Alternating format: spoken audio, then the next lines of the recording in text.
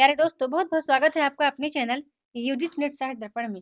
तो फ्रेंड्स, जैसा कि आपको पता है कि इस चैनल के माध्यम से हम एनटीए नेट जेआरएफ से टीजी पीजी की तैयारी कर रहे हैं। ये क्लास विशेष तौर पर यूजीसी नेट के लिए है। यूजीसी नेट फर्स्ट पेपर के लिए मैं बताना चाहती हूँ कि इकाई 5, इकाई 6, इकाई 7, 8 से कौन से इंपॉर्टेंट टॉपिक हैं जो आपको तैयार रखने हैं, ठीक है? यदि आप सब कुछ तैयार नहीं कर सकते हैं, तो केवल इतना तैयार रखिए। अब ये भी बताऊँगी कि यहाँ से प्रश्न कितने बने हैं, कितने बनते हैं, कितने बनने के चांस हैं। है ना? तो बड़े ध्यान से फ्रेंड्स वीडियो को देखिएगा, वीडियो पसंद आए तो लाइक कीजिए, चैनल पे पहली बार आए हैं तो सब्सक्राइब कर लीजिए, साथ-साथ बेल आइकन को ज़रूर प्रेस कीजिएगा ताकि मेरी सभी न्यू आने वाली वीडियो का नोटिफ़िकेशन आपको सबसे पहले प्राप्त हो। तो सबसे पहले बात करते हैं इकाई 5 की और बताना चाहूँगी यदि आपने इकाई 1, 2, 3, 4 से संबंधित मेरी वीडियोज़ नहीं देखा है तो आप चैनल के प्लेलिस्ट में जाकर के आप वीडियो को वॉच कर सकते हैं, देख सकते हैं। तो फ्रेंड्स, यहाँ पर इकाई 5 की बात करूँगी मैं कि फर्स्ट पेपर में इकाई 5 के लिए सबसे ज़्यादा क्या इम्पोर्टेंट है ना? क्या इम्पोर्टेंट है, तो आपको देखना है गणितीय तर्क, ठीक है? मैं अपना अनुभव शेयर कर रही हूँ, जो चीज़ें मैंने तैयार रखी हैं, यदि आपका गणितीय तर्क में, है ना? अभिवृत्ति सही है तो बहुत अच्छा है, यदि गणितीय तर्क का 2 टॉपिक चलता है, एक गणितीय तर्क है और दूसरा अभिवृत्ति यानी गणितीय अभिवृत्ति, ठीक है? दोनों की बात करूँगी मैं। यहाँ से बताना चाहूँगी फ्रेंड्स, यहाँ से बहुत ज़्यादा प्रश्न बनते हैं। 5 से 7 प्रश्न बनने के चांस हैं यहाँ से, ठीक है? 5 से 7 यहाँ तक कि अभी 2019 में 8 प्रश्न तक बने थे। 8 प्रश्न तक यहाँ से इकाई 5 से बना था। पहले देखो क्या था, यूनिट डिवाइड था कि 10 यूनिट है तो सभी यूनिट से 5-5 प्रश्न आने हैं, लेकिन अभी ऐसा नहीं है। अभी देखो एनटीए का मनमानी चल रहा है ना? एनटीए मनमानी से अपने प्रश्न बनाते हैं, अपने प्रश्न देते हैं। इकाई 1-2 से बात करो तो 7, 8, 8, 9-9 प्रश्न बन जाते हैं। वहीं पर ऐसे इकाई 4 की बात करूँ तो कहीं 3 प्रश्न, कहीं 2 प्रश्न, ऐसे इकाई 10 की बात करूँ तो पहले 5 प्रश्न आते ही आते थे, लेकिन अभी 3 प्रश्न, 4 प्रश्न, कभी-कभी 2 प्रश्न दे देते हैं, है ना? तो 3 प्रश्न इनका मतलब लगता है किसी-किसी में देंगे, कहीं-कहीं पर ये 5 से 8 प्रश्न, कहीं 7 प्रश्न तो इस तरह देते हैं। तो यहाँ से 5 से मिनिमम मानो 5, लेकिन मैक्सिमम मानो अधिकतम प्रश्न यहाँ से फ्रेंड्स 7 से 8 प्रश्न यहाँ से बनेंगे ही बनेंगे इस लेसन से। तो अब प्रश्न कहाँ से बनते हैं? संख्या तथा अक्षर श्रृंखला, ठीक है? संख्या श्रृंखला आपको पता है कि भी 5 दिया, 7 दिया, 9 दिया, है ना? कभी-कभी प्लस करना है, कभी माइनस करना है, कभी ऐड कर कभी सब्ट्रैक्शन माने गुणा करना है ना? इस तरह के जो सीरीज़ चलते हैं, वहाँ से एक प्रश्न आएगा ही आएगा। दूसरा अक्षर श्रृंखला से आता है। अक्षर श्रृंखला की बात करूँ फ्रेंड तो आप यदि ए से जेड तक आपको संख्या मालूम है, ए से जेड तक की कि ए किस नंबर पे आता है, बी किस नंबर पे आता है, सी किस नंबर पे आता है और उसका जस्ट अपोजिट भी उधर जेड कहाँ से स्टार्ट होता है, जेड का भी ए से जेड और जेड से ए तक का, ये आपको पता है। तो ये वाला प्रश्न आप बहुत अच्छे से कर पाएँगे, ये भी और ये दोनों ही आप कर पाएँगे, ठीक है? कोडिंग डिकोडिंग आपको पता है कि, है ना? बी अभी लिख दिया कि बीएससी के बैक का इतना होता है, तो अभी लिख दिया कि बीएलओसी के ब्लैक का क्या होगा, ये होगा। इस तरह का ये भी बड़ा इम्पोर्टेंट है कूट लेखन और कोडिंग डिकोडिंग, ये भी आपसे तभी बनेगा जब आपसे अच्छे से ए से जेड तक का आपको मालूम रहेगा, ठीक है? ये हो गया, ये यहाँ से प्रश्न बनेंगे, ठीक है? यहाँ से 4 प्रश्न आप मान के चलो, ये जो टॉपिक है 4 से 3 से 4 प्रश्न यहीं से आते हैं, ठीक है? 3 से 4 प्रश्न यहाँ से आते हैं और 2 या 3 प्रश्न यहाँ से बनते हैं, ठीक है? मेरा ये मजबूत है मेरा फ्रेंड्स, इसको मैंने मजबूत किया था क्योंकि ये मुझे ईज़ी लगा, लेकिन ये मेरा मजबूत नहीं है। अनुपात मुझसे थोड़ा-सा बनता है और लाभ और हानि और औसत थोड़ा-थोड़ा बनता है। बाकी मैं यहाँ मास्टर नहीं हूँ, इसलिए मैं आपको बताना चाह रही हूँ कि जो टॉपिक आपका कमज़ोर है, उस पर ज़्यादा इतना फ़ोकस ना करो, है ना? जो चीज़ें आपको अच्छे से आ रही हैं, फर्स्ट पेपर में कोशिश यही करो कि उसी को क्लियर करके तैयार रखो, उसको क्लियर तैयार रखो, वहाँ कोई डाउट नहीं होना चाहिए, है ना?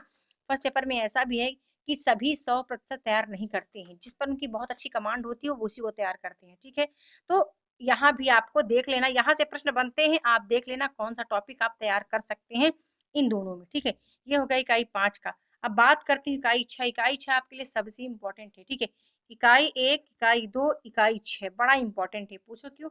यदि आपका इकाई 1, 2 और साथ ही साथ इकाई 4 भी, ठीक है? इकाई 4 में संप्रेषण है, इकाई 3 हाँ, इकाई 3 या 4 में संप्रेषण है, उसको देख लेना कम्युनिकेशन को, वहाँ से प्रश्न यदि यही 3 टॉपिक आप अच्छे से तैयार करते हैं, तो भी अच्छा स्कोर आप कर सकते हैं फर्स्ट पेपर में और आपका सेकंड पेपर पर अच्छी कमांड होनी ही चाहिए।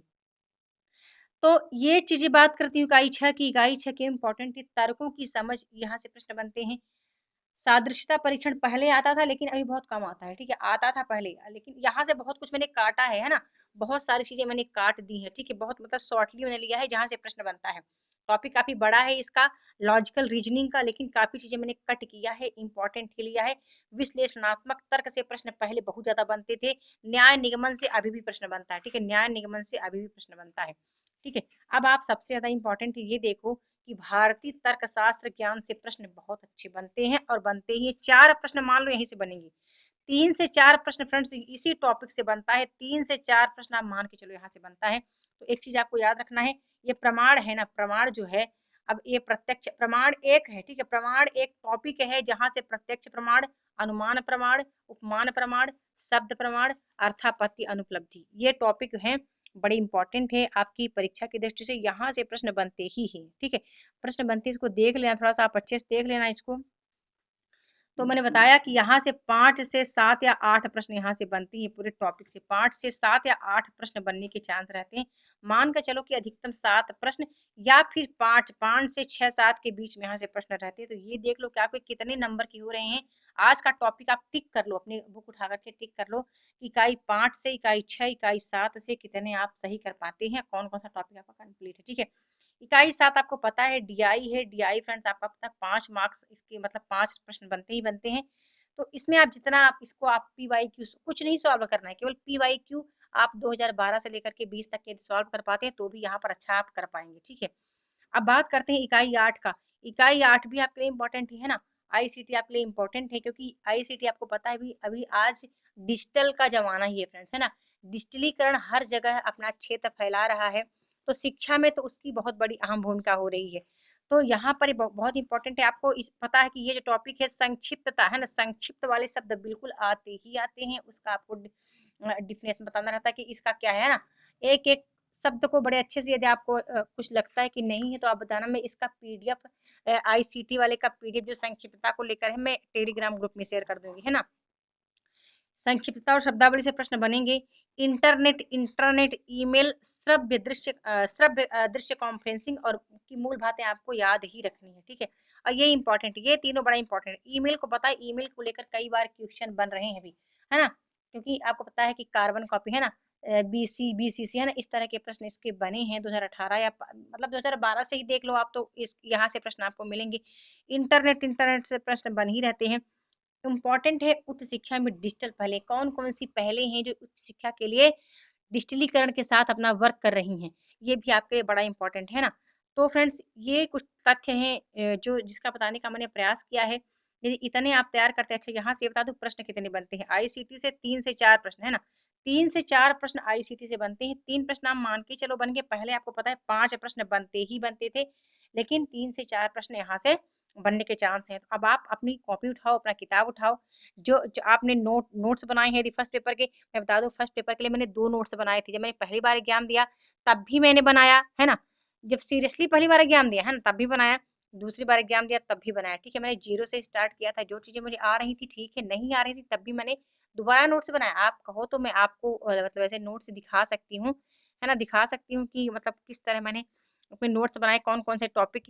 और आपको बताना चाहूंगी फ्रेंड्स कि मैंने 2012 से लेकर के 2018-19 तक के प्रश्नों को अलग अलग करके लिखा भी था, ठीक है, अलग अलग करके लिखा सबको मैंने, है ना। तो आप चाहें तो इस तरह आप कर सकते हैं। आप तो टाइम नहीं है देखो इसके लिए, लेकिन जो टाइम आपका बचा है आप ये टिक करके मार्क्स लगा करके आप चाहें तो आप देख सकते हैं, कर सकते हैं, है ना। अब देखो अगला टॉपिक होगा इकाई 9 से लोक विकास और पर्यावरण उच्च शिक्षा में, उच्च शिक्षा प्रणाली, ठीक है। लोक विकास और पर्यावरण का सबसे इम्पोर्टेंट टॉपिक मैं आपको बता दूं, यहाँ पर मैंने लिखा नहीं है, लेकिन मैं टाइप करके लाऊंगी, ठीक है, मैं उसको टाइप करके ही लाऊंगी, है ना, आप टेंशन नहीं, मैं टाइप करके ही लाऊंगी। क्या इंपॉर्टेंट है, क्योंकि उसके कुछ टॉपिक है जो बहुत बार एग्जाम में रिपीट हो रहे हैं ना।